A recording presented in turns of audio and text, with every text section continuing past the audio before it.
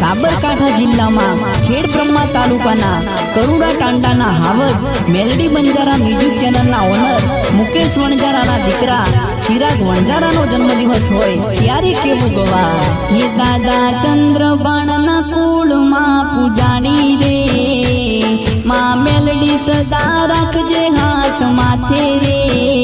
મુકેશ વણજારા તને વિનવે મારી માડી રે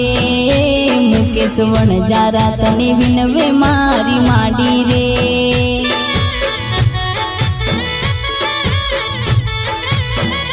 હો વણજારા સમાજનો એક તું આશરો